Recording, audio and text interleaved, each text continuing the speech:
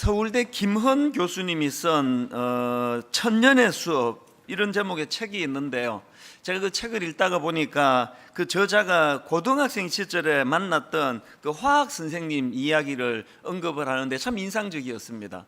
그 화학 선생님이 이제 수업 첫날에 학생들에게 이런 말씀을 하시는 겁니다. 너희들 이거 꼭 알아둬라. 내가 지금 너희들에게 가르쳐 주는 것들은 너희들이 내 나이쯤 됐을 때는 거의 다 거짓말이 되어 있을 거다. 이게 참 독특한 말씀을 하신 거 아닙니까? 그 어린 고등학생 입장에서는 아니 어떻게 과학이 변할 수가 있단 말인가? 그것도 20년이라는 짧은 시간 안에 이것들이 폐기가 된다니 이게 말이 안 되는 거. 그래서 이제 막 이 아이가 그 선생님 말씀 잘 이해를 못하니까 저런 선생님이 하필 날 가르치는 선생님이 됐나 뭐 이렇게 이제 오해할 정도로 그게 좀 갈등이 됐는데, 사실 그 선생님은 깊은 의미를 가지고 하신 말씀 아닙니까? 뭐 요즘도 그렇지만 그 당시는 거의 뭐 완전 주입식 교육, 그래서 그냥 뭐 스스로 생각하고 판단할 이런 거 하나도 없고 무조건 가르쳐 주는 대로 기계처럼 외워야 모범 학생이 되던 그런 시절에 이 화학 선생님이 안타깝게 하신 말씀이 뭡니까? 가르쳐 준다고 다 받지 말고 니들이 생각 좀 해라. 이게 옳은 건가? 이게 잘못된 건가? 이것들은 다 언제든지 바뀔 수 있는 그런 것들이니까 너희들이 좀 생각하고 고뇌하면서 받아야 될 거 아니냐. 사실은 그 책의 전체적인 흐름이 계속 그 질문으로 하거든요. 생각 좀 하면서 늘 생각해라. 질문해라. 질문. 이 질문이 중요하다. 이제 그런 내용이거든요. 그게 이제 어린 고등학교 때 화학 선생님 이야기가 이 교수님에게 왜 자리를 잡았을까요? 처음에는 이해를 못했는데 선생님의 말씀을 이 나이가 들어가면서 이해가 되더라는 겁니다. 그 책에 보면은 이런 마음을 담아놓은 게 있는데요. 이런 내용입니다. 나중에 대학에 가서야 그 선생님이 하셨던 말씀의 의미를 알 수 있었습니다. 과학혁명의 구조 같은 책을 읽고 강의를 들으면서 과학 지식이란 절대적인 것이 아니라 당대 과학자들의 합의라는 것을 깨달았습니다. 예외적인 상황이 계속 발견되면 언제든지 새로운 이론이 힘을 얻고 패러다임 자체가 완전히 뒤바뀔 수도 있다는 사실을 알게 된 거지요. 그때 저는 정말 큰 충격을 받았습니다. 이 많은 생각을 하게 하는 그런 대목 아닙니까? 저는 특히 이 대목이요.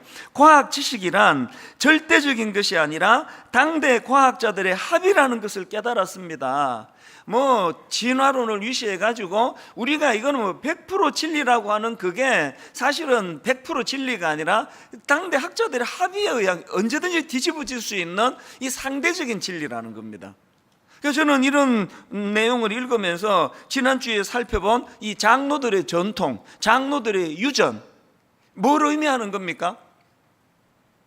이 장로들이 인간들이 만든 이 장로의 전통이라는 것은 비록 그 만들 당시에는 이게 하나님을 가장 사랑하는데 너무나 유익한 도구일 것이라고 믿고 만든 거지만 이게 그러나 절대 진리는 아니라는 거예요. 언제든지 바뀔 수 있다는 겁니다. 여러분, 오늘 바리새인들이 가진 문제점이 뭡니까? 이렇게 절대 바뀌면 안 되는 진리가 아닌 그 장로들의 유전을 붙잡고 장로들의 전통을 붙잡고 그것만이 자기들에게 고수해야 될 진리라고 생각되니까 어떤 부작용이 있습니까? 진리 대신 예수님의 말씀이 귀에 들어오질 않는 겁니다. 지금 마가복음 2장 1절서부터 오늘 본문 3장 6절에 이르기까지 계속되는 그들의 시비에 대하여 예수님이 얼마나 친절하게 설명을 해 주시느냐고요. 그 성경이니까 다 생략하고 핵심만 담아서 그렇지 그 얼마나 많은 설명들을 예수님이 해 주셨겠습니까? 그런데 통하지가 않는 겁니다. 귀에 들어오지가 않는 겁니다. 사실 마가복음 1장 21절에 보니까요, 예수께서 곧 안식일에 회당에 들어가 가르치심에 뭇 사람이 그의 교훈에 놀라니 이는 그가 가르치시는 것이 권위 있는 자와 같고 서기관으로 같지 아니함일러라. 많은 사람들이 예수님이 가르치시는 교훈에 놀라고 또 세리 마태 같은 경우는 그 진리를 받아들여 인생이 바뀌고 너무나 많은 사람이 그렇게 영향을 받는데 이 바리새인들은 전혀 영향을 받지 않는 겁니다. 왜 이렇게 변하지 않는 건가 이런 질문을 하다가 보니까요, 요즘에 제가 들은 그 서울대 심리학과 최인철 교수님 강의 한 대목이 떠오르는 겁니다. 이 교수님이 이제 강의 중에 본인이 미국 유학 시절에 지도 교수였던 리처드 니스벳 교수라는 그분의 이야기가 이제 강의에 나오는데요. 이 교수님은 엄청나게 그 명성을 얻는 세계적인 학자라고 하네요. 그래서 이제 이 리차드 니스벳 교수님에게 많은 젊은 교수나 또 학생들이 찾아가 가지고 자꾸 질문을 한대요. 어떻게 하면은 남들이 하지 못하는 그런 창의적인 연구를 할 수 있습니까? 뭐 세계적인 학자다 보니까 많은 사람들이 자꾸 이렇게 질문을 하니까요. 이 교수님이 이제 그런 질문에 답하는 형식으로 반창의성 편지라는 글을 썼답니다. 역설적인 글이죠. 이 반창의성 편지가 뭐냐? 모든 사람들이 생각할 수 있는 그런 것밖에는 연구할 수 없는 그런 아주 평범한 학자가 되고 싶다면 이렇게 해라. 그런 역설적인 내용이에요. 그 글에 이런 내용이 있습니다. 당신이 비범함이 없는 평범한 학자가 되고 싶다면 다른 분야 사람들과 절대 대화하지 말고 그들의 영향도 받지 마라. 오직 같은 분야 사람들하고만 어울리도록 해라. 그리고 소설이나 시 따위는 절대 읽지 마라. 전공서적을 읽기에도 바쁘다. 지금 이게 이렇게 약간 꼬아가지고 역설적으로 하는 이야기가 뭡니까? 네가 그저 평범하게 짝이 없는 그런 어떤 창의적이지도 않은 그런 학자가 되고 싶으면은 이미 지금 네가 믿고 있는 그것만 고수하라는 거예요. 그래서 다른 학문하는 사람과 대화도 하지 말고 만나지도 말고 너랑 다른 생각을 하는 사람들은 근처도 가지 말고 네가 생각하는 그것만 계속 몰두하라는 겁니다. 이게 지금 바리새인들이 귀담아 들어야 될 얘기 같은데요. 이 절대 진리도 아닌 그거 하나 붙잡고는 오직 이제 이거 하나만 자기 인생의 진리로 삼으니까 다 마음의 문을 닫고 사니까 예수님의 말씀이 들어오지가 않는 겁니다. 이게 지금 계속 이루어지고 있는 게 오늘 본문의 바리새인들의 모습인데요. 오늘 이 본문은 지난주에 살펴본 안식일 논쟁의 연장선이다 보시면 됩니다. 지난주에는 마가복음 2장 끝부분에서 예수님의 제자들이 배가 고파가지고 이삭을 잘라 먹는 걸 가지고 시비를 걸었는데요. 이제 3장으로 들어와서 오늘은 예수님이 안식일에 그 손 마른 장애인을 고쳐주시니까 이걸 가지고 또 시비를 거는 거예요. 왜 안식일에 일하느냐 그거 아닙니까? 참 우리 같은 평범한 사람이 봐도 답답하게 짝이 없는 이런 태도를 가진 게 바리새인들인데요. 예수님은 이런 바리새인들이 지금 어떤 상태인가를 딱 한마디로 진단을 하십니다. 그게 오늘 본문 5절에 나와 있는 말씀입니다. 예수님이 이렇게 말씀하세요. 그들의 마음이 완악함을 탄식하사. 그 바리새인의 상태가 지금 마음이 완악한 상태라는 겁니다. 이 완악함, 이 단어는 헬라어로 포로시스라는 단어인데요. 이 포로시스는 마음의 딱딱함, 또 고집스러움 이런 것을 나타내는 단어라고 합니다. 저는 이 마음의 딱딱한 것, 고집스러움을 뜻하는 포로시스라는 이 단어를 보면서 마태복음 4장 17절 예수님의 말씀이 생각났는데요. 이때부터 예수께서 비로소 전파하여 이르시되 회개하라 천국이 가까이 왔느니라 하시더라. 여기 나오는 회개는 헬라어로 메타노이아, 이건 여러 번 제가 말씀드린 단어예요. 이 회개를 뜻하는 메타노이아는요, 이거는 그 사람의 생각이 변화되는 겁니다.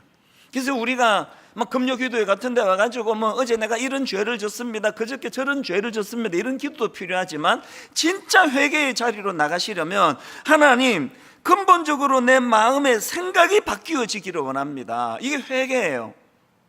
너무나 우리는 태어날 때부터 이 악한 세상의 영향력 아래 있다가 보니까 생각이 하나님의 쪽으로 흐르지를 않고 이 세상 쪽으로 흘러 있는데, 회개가 뭐냐? 이 세상의 영향을 받는 내 생각이 유턴해 가지고 하나님의 생각으로 맞추어져 가는 게 회개예요. 이런 점에서 저는 에스겔 36장 26절 또 새 영은 너희에게 두고 새 마음을 너희에게 주되 너희 육신에서 굳은 마음을 제거하고 부드러운 마음을 줄 것이며, 또 에스겔 11장 19절, 내가 그들에게 한 마음을 주고 그 속에 새 영을 주며 그 몸에서 돌 같은 마음을 제거하고 살처럼 부드러운 마음을 주어. 여러분, 회개가 뭡니까? 이런 주님의 말씀을 수용하는 거예요. 나도 모르게 내 안에 돌같이 굳은 마음이 있는 것을 인정합니다. 내 육신의 이런 부드러운 마음으로 주님께서 회복시켜 주시기 원합니다. 이게 회개기도, 회개기도. 오늘 본문에 바리새인들이 해야 되는 게 이런 이 굳어진 마음을 녹여서 예수님의 말씀이 자연스럽게 스며들도록, 예수님의 비유 중에 그 씨 뿌리는 비유, 그 부드러운 밭에 씨가 잘 자라 열매를 맺는다는 말씀을 주시지 않습니까? 그래서 하나님 우리 안에 이 부드러운 마음을 주시기 원합니다. 제가 오늘 설교 제목을 경직을 넘어 감동을 주는 인생으로 이렇게 잡은 이유도 여기에 있습니다. 경직이 풀려야 감동을 주는 인생이 되는 겁니다. 여러분, 뭐 그렇게 막 신학적으로 깊이 있게 안 봐도요, 지금 계속 나오는 바리새인들이 뭐 그렇게 감동스럽지는 않잖아요. 막 너무 감동이 되세요? 뭐 뭔지는 모르겠는데 막 이런 인간은 가까이 하면 막 피곤해, 막 그런 느낌이 확 드실 텐데요.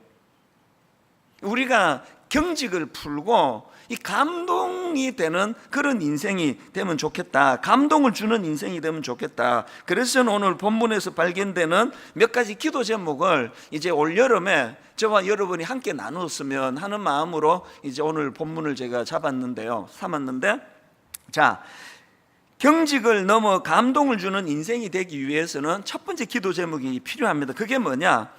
생명을 살리는 예수님을 닮게 해주시기 원합니다. 이 기도가 필요합니다. 지금 오늘 본문에서 대립하고 있는 예수님과 바리새인 이 구도를요, 여러 각도로 조명해 볼 수 있는데, 저는 4절에 나오는 예수님의 말씀으로 이 구분점을 만들 수 있다고 생각을 합니다. 4절을 보십시오. 그들에게 이르시되 안식일에 선을 행하는 것과 악을 행하는 것, 생명을 구하는 것과 죽이는 것, 어느 것이 옳으냐 하시니. 지금 여러분이 예수님과 바리새인의 이 구도를 어떻게 분류할 수가 있다고요?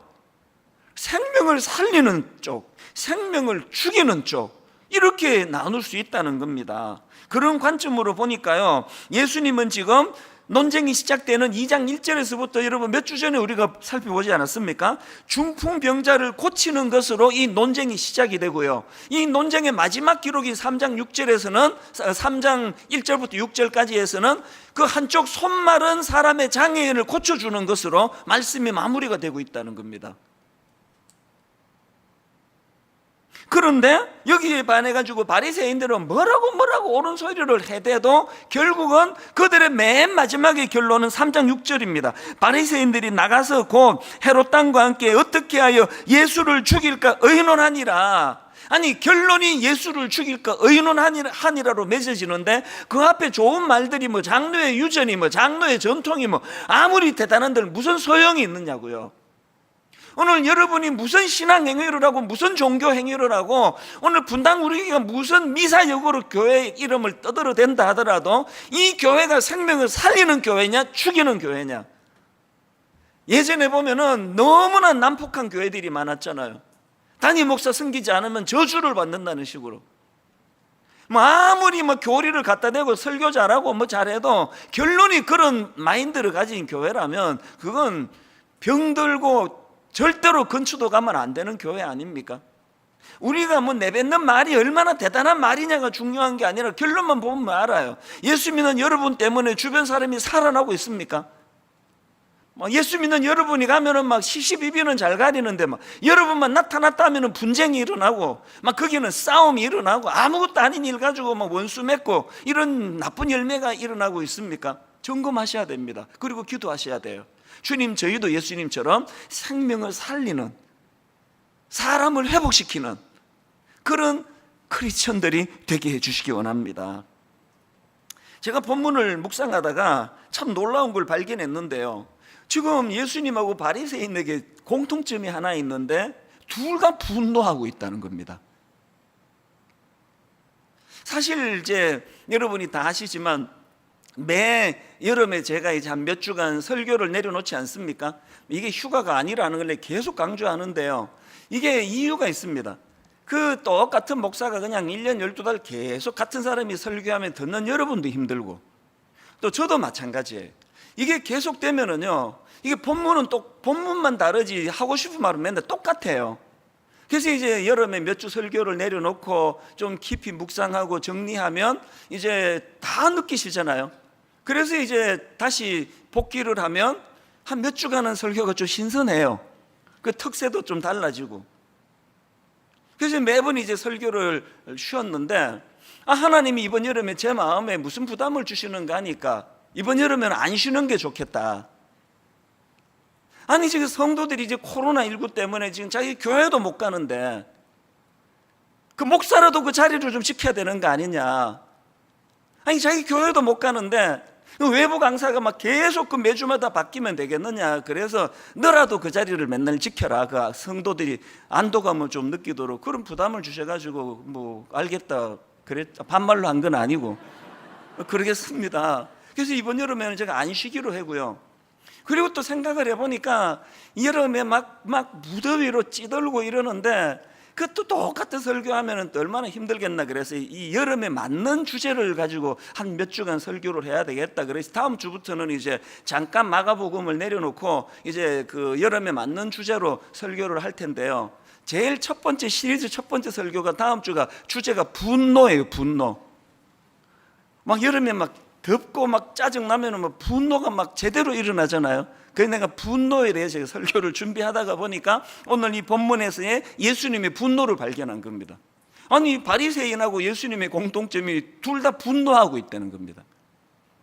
오늘 여러분 마음에 분노가 많고 막 분을 잘 내는 분은 엄청 위로가 될 텐데요. 예수님도 분노하셨어요. 사랑하는 분노를 많이 하는 여러분, 중요한 걸 제가 말씀드릴게요. 주님이 화내는 걸 금하신 게 아니에요. 예수님도 분노하시는 장면이 몇 군데 나오지 않습니까? 중요한 건 분노의 결과입니다. 지금 공통점이 예수님과 바리새인이 똑같이 분노했지만 그 결과는 완전히 다릅니다. 자, 먼저 예수님의 분노 5절입니다. 그들의 마음이 완악함을 탄식하사 노하심으로 그들을 둘러보시고. 그랬는데 여러분 그 주님의 분노의 에너지가 어디로 흘러가느냐. 그 다음 보세요. 그 사람에게 이르시되 내 손을 내밀라 하시니 내 밀매 그 손이 회복되었더라. 예수님의 분노는요, 그 에너지가 손 마른 사람의 장애를 고쳐주는 쪽으로 흘러가고 있다는 겁니다. 여기에 반해가지고 바리새인들의 분노는 그 에너지가 어디로 표출됩니까? 6절입니다. 바리새인들이 나가서 곧 헤롯 당과 함께 어떻게 하여 예수를 죽일까 의논하니라. 예수님과 바리새인이 겉으로 보기에 똑같은 분노를 드러냈지만 같은 거라 그러시면 안 됩니다. 예수님의 분노는 그것을 에너지 삼아 사람을 고쳐주고 살려주는 쪽으로 흘려보냈다면, 바리새인들의 분노는 어떻게 하면은 저 사람을 죽여버릴까, 그런 악한 에너지로 흘려보내더라는 겁니다. 여러분, 여러분의 분노는 어떤 열매를 맺고 있는지 돌아보시겠습니까? 분노해야 될 때 분노하지 않는 그게 악한 거예요. 분노 안 해야 되는데 분노하는 그게 또 악한 거예요. 열매를 보고 아는 거거든요. 저는 저와 여러분의 분노가 사람을 살리고, 저는 저와 여러분의 분노가 생명을 고쳐내는 에너지를 만들어내는 거룩한 분노가 되기를 바랍니다. 다윗의 거룩한 분노가 골리앗을 죽이고 민족을 살려내는 에너지가 되었다는 사실을 늘 마음의 기도 제목으로 삼으시기를 바랍니다. 그런가 하면 두 번째로요, 우리가 이렇게 경직을 넘어 감동을 주는 인생이 되기 위해 해야 될 기도가 하나 더 있습니다. 비난과 정죄가 난무하는 이 세상과는 좀 다르게 살게 해주시기 원합니다. 이 기도 맨날 해야 돼요. 오늘 우리 대한민국은요, 분노의 시대, 분노의 세상이기도 하지만 비난과 정죄가 난무하는 세상 아닙니까? 막 숨을 쉬기가 어려워요. 얼마나 비난과 정죄가 난무합니까? 마가복음 2장에도 보면은 막 비난과 정죄가 난무하는 걸 볼 수 있는데요. 자, 마가복음 2장 16절입니다. 바리새인의 서기관들이 예수께서 죄인 및 세리들과 함께 잡수시는 것을 보고 그의 제자들에게 이르되 어찌하여 세리 및 죄인들과 함께 먹는가? 또 18절, 요한의 제자들과 바리새인들이 금식하고 있는지라 사람들이 예수께 와서 말하되 요한의 제자들과 바리새인의 제자들은 금식하는데 어찌하여 당신의 제자들은 금식하지 아니하나이까. 또 2장 24절입니다. 바리새인들이 예수께 말하되 보시오, 저들이 어찌하여 안식일에 하지 못할 일을 하나이까. 지금 계속 지적질이에요. 계속 비난과 정죄가 난무하고 있습니다. 이게 딱 오늘 우리 이 시대를 이렇게 추격해 놓은 것 같지 않으세요? 그래서 저는 요즘 제 마음으로 되뇌이는 두 용어가 있습니다. 하나는 사스퍼그 신드롬이라는 이 용어를 묵상하고 있고요. 그런가 하면 또 하나는 에포케라는 용어예요. 이 사스퍼그 신드롬은 그 한상복 씨가 쓴 배려라는 책에 나오는 용어인데요. 원래 이 용어는 그 아스퍼거 신드롬, 아스퍼거 장애라고 그 타인에 대해 이해하지 못하는 일종의 그 장애를 뜻하는 그런 용어가 이게 아스퍼거 신드롬인데, 여기서 이제 저자가 아스퍼거에다가 이제 사회, 이 소셜을 붙여가지고 소셜 아스퍼거를 축약해가지고 합성으로 만든 게 사스퍼거예요.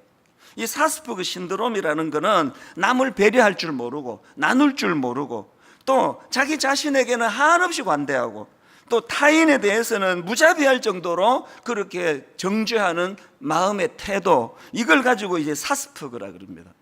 그래서 무례한 거예요. 그리고 그 우리나라 정치에 꼭 나오는 게 내로남불. 이건 뭐 여당도 야당도 뭐 너무나 공통점 아닙니까?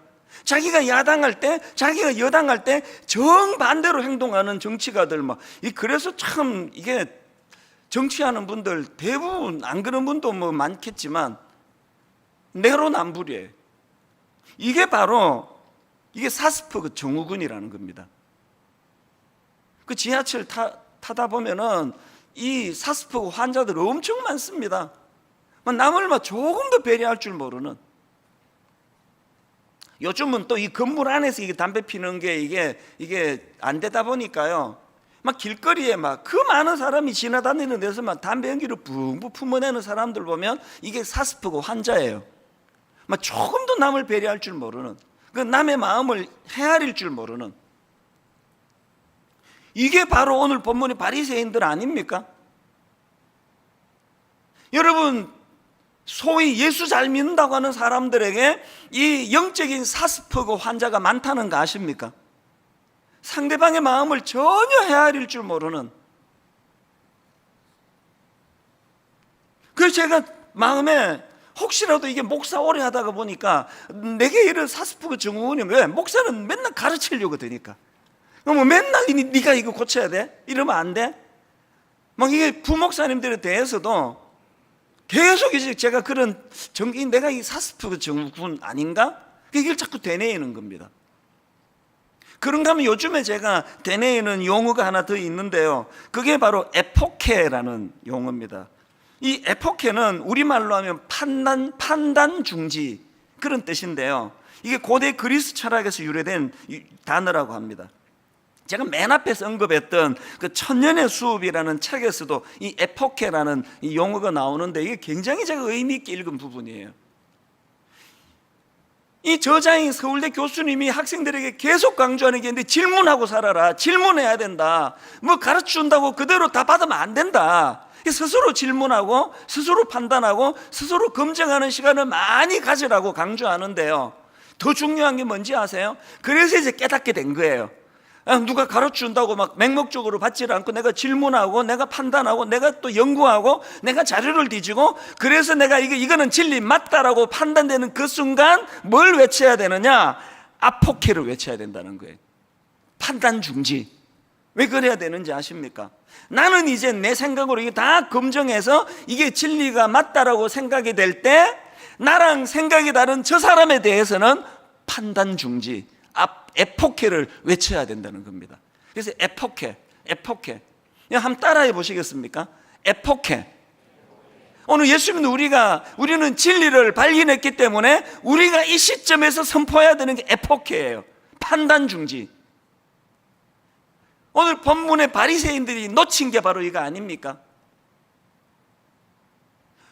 교회에서 계속 외쳐야 되는 용어가 이 에포케예요. 다락방에서 사람과 사람이 만날 때, 제가 우리 교회 젊은 목사님들을 대할 때 에포케, 판단을 중지하고 중립적으로 그 사람을 받아들여요. 왜? 인간은 자꾸 그 사람을 선입견으로 대하기 때문에. 에포케. 자녀 교육에요, 부모들이 진짜 놓치기 쉬운 게 이거예요. 왜? 우리는 애들이 태어나 지금까지의 그 히스토리, 배경을 다 알기 때문에 선입견이 들어있습니다. 큰애는 정직한 애야, 얘는 뭘 말해도 나 다 믿을 수 있어, 그런 선입견이 자리를 잡아요. 둘째는 말이야, 요거 어릴 때부터 이제 말 돌리기 선수고, 얘는 뭘 해도 그때 자꾸 그 현실에 막 맞추어서 대답을 해. 이런 선입견이 있다 보니까요, 무슨 이야기를 하도 이 선입견을 가지고 판단해 버리는 거예요. 그래서 상처를 주는 거예요.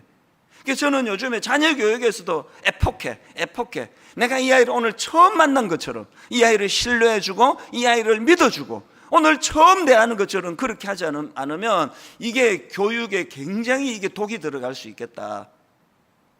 여러분, 오늘 우리가 하나님 앞에 이 비난이 난무하는 이 시대, 정죄가 난무하는 이 시대에 에포케, 아버지 저 판단을 유보하기 원합니다. 판단을 정지하기 원합니다. 아무리 이 사람에 대한 내 판단이 옳다 하더라도 하나님 앞에서 털릴 수 있다는 걸 인정하기 원합니다. 저는요, 한국의 모든 교회가 에포케의 은혜를 받는 순간 교회는 부흥이 될 줄로 믿습니다. 우리가 마음에 새겨야 될 이 에포케 정신, 요한복음 8장 10절 11절, 예수께서 일어나사 여자 외에 아무도 없는 것을 보시고 이르시되 여자여 너를 고발하던 그들이 어디 있느냐, 너를 정죄한 자가 없느냐, 대답하되 주여 없나이다. 예수께서 이르시되 나도 너를 정죄하지 아니하노니. 에포케. 이 여자가 행한 일이 아무리 생각해도 이거는 객관적으로 잘못한 거라 할지라도 주님은 나도 너를 정죄하지 아니하노니, 그렇다고 흐지부지 넘어가지 않습니다. 가서 다시는 죄를 범하지 말라, 이런 기준을 갖고 계시는 예수님이지만 에포케의 정신이에요. 오늘 저와 여러분이 우리가 가까이 대하는 사람들에 대하여 판단 중지, 이 에포케의 정신이 회복되기를 주님 앞에 기도하는 저와 여러분 되시기를 바랍니다. 마지막 세 번째로요, 경직을 넘어 감동을 주는 인생이 되기 위해서 기도 제목 하나 더 있습니다. 예수님의 긍휼로 덧입는 인생 되게 주시옵소서. 우리 그 기도를 드려야 됩니다. 하재성 교수님이 쓴 긍휼, 예수님의 심장, 이런 제목의 책이 있는데요, 이 책에서 내 재밌는 부분을 발견했습니다. 이 저자가 주장하는 게 예수님도 혈액형이 있다는 겁니다. 이게 예수님도 인간의 육신을 입고 세상에 오셨으니까 우리랑 같은 그 혈액형이 있을 거 아닙니까? 그래서 제가 퀴즈를 내보려는데요, 예수님의 혈액형은 A형일까요? B형일까요? AB형일까요? O형일까요? 또 뭐가 있죠? 예수님의 혈액형을 혹시 아세요? 맞추는 분 제가 내일 식사 대접해 드릴게요. 예수님의 혈액형이 C형이래요. 왜 예수님의 혈액형이 C형인가 하니까, 예수님은 이 C의 약자가 뭐냐? 컴패션, 긍휼로 똘똘 뭉쳐진 분이기 때문에 예수님은 C형이래요. 누가 맞출까 봐 빨리 대답한 거예요. 그거 듣고 보니까 너무 일리가 있는 겁니다. 예수님은 존재 자체가 긍휼, 그 컴패션으로 덧입어 계시기 때문에 우리가 그 기도를 드려야 되는 거예요. 그리고 헨리 나우엔이 쓴 긍휼이라는 책에 보니까요, 그 단어의 어원을 맨 먼저 어원부터 설명합니다. 이 긍휼을 뜻하는 컴패션은 라틴어 파티하고 구움이라는 단어에서 파생된 단어라는데요, 무슨 뜻이냐? 함께 고통받다예요. 컴패션은 아이고 불쌍하네, 이게 아니에요. 그 사람의 아픔을 내가 함께 고통할, 아픔을 느끼는 겁니다. 이게 십자가 아닙니까? 제가 이런 점에서 거두절미하고요, 이 컴패션이 우리가 회복해야 될 예수님의 긍휼이 무엇을 의미하는지를 한 가지 이야기만 드리면 금방 아실 겁니다. 요즘에 저는 이제 새벽에 이 만보 걷기, 그래서 뭐 거의 한 일주일에 한 3, 4일은 한 만보 전후로 제가 걷거든요. 저는 요즘이 너무 좋은 사람이에요. 저는 사계절 중에 뭐 여름에는 뭐 열대야도 있고 막 습도가 많아 짜증도 나고 뭐 무기력하고 그렇다는데, 저는 개인적으로 여름이 제일 좋은 사람이에요. 두 가지 때문에. 수박하고 여름 새벽 때문에. 저는 수박이 있는 한 여름이 너무 좋아요.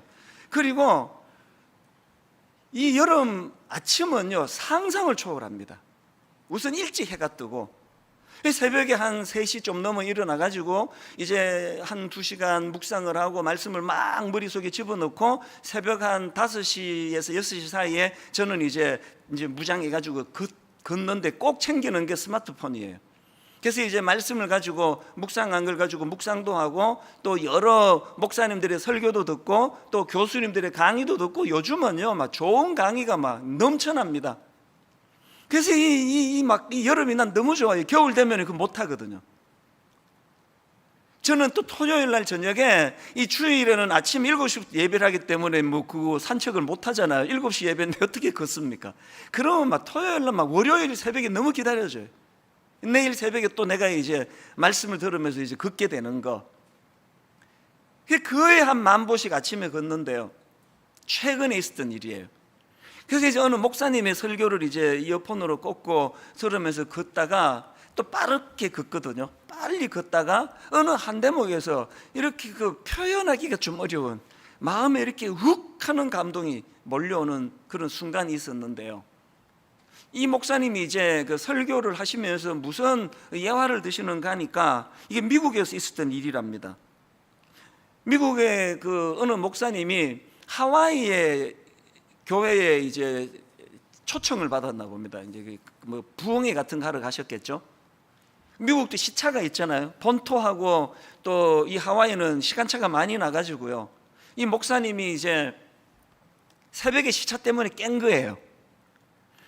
겪어본 다 아시지만요, 시차 때문에 깬 거는 다시 잠들 약이 없습니다.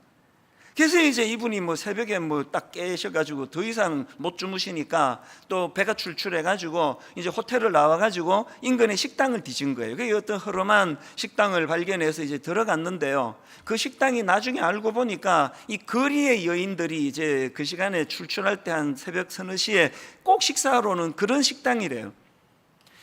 이 목사님이 이제 그걸 주문하고 기다리는데 이제 거리에 여인들이 들어오는 거예요. 그래서 이게 내가 이 식당을 잘못 골랐구나 그런 생각을 하는데, 바로 요 뒤에 앉은 여자들이 이제 대화를 나누는데요, 어떤 여인이 이런 말을 하더래요. 나 내일 39번째 생일이다. 그랬더니 그래서 뭐 생일 파티 해달라는 거야? 그 얘기 왜 하는데? 이게 우리하고 뭐 농담하는 방식이 좀 비슷한 것 같아요. 그렇게 농담 비슷하게 나누니까 나 내일 39번째 생일이다 이렇게 말했던 그 여인이 뭐라고 말하는가 하니까 뭐쩌라고 나보고 우리 보고 뭐 파티 해달라는 거야? 그러니까 이 여자가 하는 말이요, 평생에 한 번도 생일 파티 같은 거 해본 적이 없는데 내 팔자의 생일 파티는 뭐 그냥 생일이라고, 이런 대화를 나눈 겁니다. 그렇게 하고는 이제 식사가 끝나고 이제 그 여인들이 쭉 빠져나가고 난 다음에 이 목사님이 이 목사님이 어쩔 수가 없었던 목사인 것 같아요. 이게 남의 일에 관심이 많은 사람. 그 식당 주인에게 물었대요. 방금 여기 앉았던 그 한 무리의 여자분들이 여기 단골입니까? 그랬더니 그 식당 주인이 하는 말이요, 네, 매일 새벽에 이 시간이면 와서 식사를 하고 가는 그 사람들이에요. 그래서 이제 목사님이 방금 제가 여기 내일 39번째 생일을 맞는다는 여자분의 이야기를 제가 들었는데요, 혹시 제가 내일 이분 생일 파티를 열어줘도 되겠습니까? 모든 비용을 제가 감당하겠습니다. 그랬더니요, 그 식당 주인이 너무 고마워하죠. 그러면 너무 좋죠. 그래서 제가 내일 1시간 일찍 와서 이제 좀 정리도 하고 그렇게 파티를 하도록 하고 뭐 이렇게 이제 이야기를 다 나눈 겁니다. 그리고는 그 다음날 이제 2시 반에 이 목사님이 그 식당을 갔더니요, 이 식당 주인이 흥분을 해가지고 동네 길거리 여자를 다 부른 거예요. 막 바글바글 막 북적북적거리고 이미 막 그 생일 축하한다는 것도 써붙이고 막 그냥 파티 분위기가 됐더래요. 그렇게 하고 3시 반이 됐습니다. 준비가 다 끝난 다음에 그 주인공 팀이 들어온 겁니다. 깜짝 놀란 거예요. 그래서 이제 미국에서는 그 서프라이즈 이런 서프라이즈 파티를 하지 않습니까? 그 파티가 진행되는 그 과정에서 이 여인이 막 엄청 우는 거예요. 얼마나 감동을 받았습니까? 그리고는 이제 생일 케이크에 초를 꽂고 이제 이거를 불고 이거 잘라야 되는데요. 이 케이크를 자르는 그 시간에 그 생일 맞은 여자분이 뭐라고 부탁을 하는가 하니까 이거 자르지 않고 저 집에 갖고 가면 안 되겠습니까? 평생에 처음 받아보는 생일 축하 케이크이기 때문에 내가 이거를 기념해서 좀 보관하고 싶습니다. 그건 눈물 나는 이야기 아닙니까? 그렇게 하라고 당연히. 그렇게 하고는 이 목사님이 이제 내가 이분하고 여러분 위해서 한번 기도해 드려도 좋겠습니까? 그러고는 이제 간절하게 축복 기도를 해준 거예요. 그렇게 기도가 끝나고 났는데요, 식당 주인이 이렇게 말하더래요. 아니, 당신 나한테 목사란 얘기 안 하지 않았어? 당신 어느 교회 목사요? 미국 사람들은 그 생활 속에 참 농담을 많이 하잖아요. 이 목사님이요, 그 농담처럼 대받아서 이렇게 대답을 했습니다. 저는 새벽 3시 반에 창녀들을 위해 생일 파티를 해주는 교회 목사입니다. 웃기려고 한 말인데요, 그 식당 주인이 너무나 진지하게 이렇게 이야기를 했습니다. 에이, 그런 교회가 어딨어? 그런 교회에 있으면 내가 벌써 나갔지. 제가 만보 빠른 걸음으로 걸으면서 이 설교를 듣다가요, 마음이 멈칫해졌어요. 이 한마디에 에이, 그런 교회가 어딨어? 그런 교회에 있으면 내가 벌써 나갔지.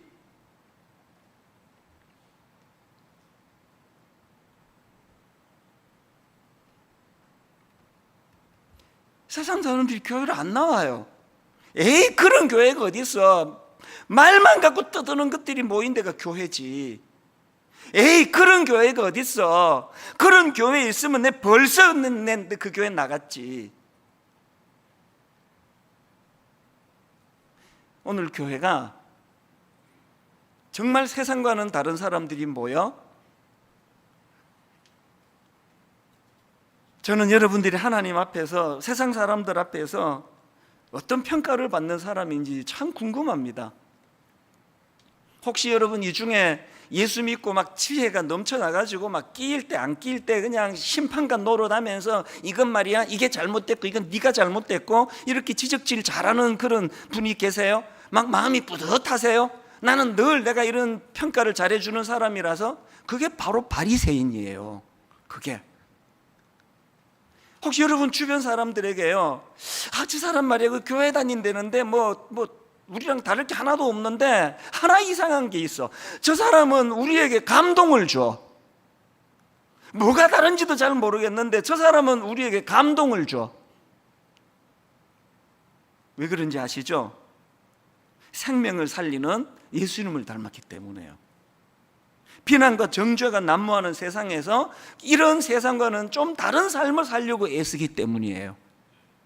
무엇보다도 예수님의 긍휼로 덧입은 인생은 감동을 줍니다. 아까 그 설교에서 예를 드는 그 미국 목사님처럼요, 우리 이 3가지를 늘 주님 앞에 기도하면서, 하나님, 정말 하나님, 내가 가진 지식을 자랑하는 크리스찬이 아니라 이 삭막하고 메마른 세상에 감동을 주는 그런 그리스도인이 되기를 원합니다.